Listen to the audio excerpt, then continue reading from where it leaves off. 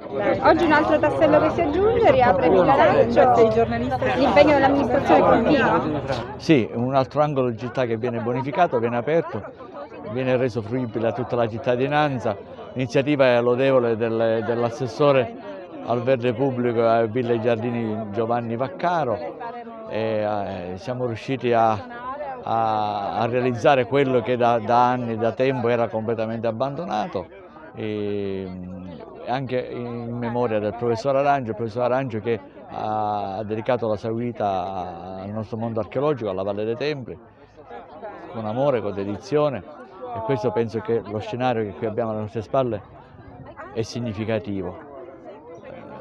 Voglio anche anticipare che proprio qui accanto abbiamo anche la Villa Bonfiglio, una villa molto significativa e importante per Agrigento, perché al centro c'è il monumento dei caduti e proprio in quel monumento dove c'è la fontana già sono iniziati i lavori di ripristino e a brevissimo, entro la fine del mese, vedremo cosa succederà. Penso che un altro angolo, un altro tassello, un altro angolo di città che viene bonificato e viene riqualificato. Villetta Arancio riapre questo belvedere che è anche simbolo di riscatto e di legalità, perché? Sì, inizio proprio dalle ultime due parole, riscatto e legalità, perché è una villa che era stata totalmente abbandonata, ritengo che sia uno dei posti più suggestivi e belli di Agrigento. Da questa terrazza si ammira la valle, si ammira Punta Bianca, si ammira San Leone, Porta Empedocle, quindi è un posto meraviglioso e non era nemmeno tanto conosciuto dagli agrigentini proprio perché è stato un po' abbandonato a se stesso. Abbiamo con gli uffici comunali intrapreso un grosso processo di restauro, rifacendo parte della pavimentazione che aveva subito dei cedimenti, ripristinando le ringhiere, ripitturando la pavimentazione stessa, potando gli alberi e soprattutto tengo a precisare che abbiamo dotato la villa di un sistema di videosorveglianza che è collegato alla centrale operativa dei vigili urbani di Villa Seta, quindi scoraggio tutti i malintenzionati a venire qui, ma incoraggio gli agrigentini a venire per godersi questo splendido panorama e soprattutto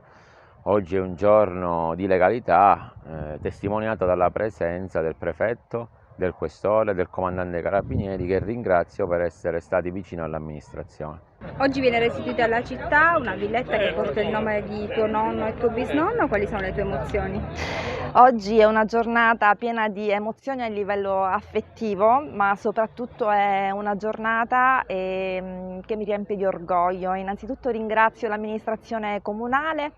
l'assessore Giovanni Vaccaro e il sindaco Francesco Miccichè per la realizzazione di questa splendida villa e soprattutto ringrazio i cittadini che spero rispetteranno l'integrità di questa villa. Ricordiamo mio nonno e il mio bisnonno, decani della Valle dei Templi, che hanno portato l'amore per questa città in tutto il mondo. E allora, siamo del direttivo dell'Associazione Guide Turistiche Città di Agrigento, che esiste grazie ad Antonino e a Pietro Arangio, soprattutto a Pietro Arangio, che è stato uno dei soci fondatori della nostra associazione. Pietro Arangio tra l'altro è un nostro decano, perché diciamo che si è inventato quasi la professione di guida turistica, una guida turistica dal punto di vista professionale,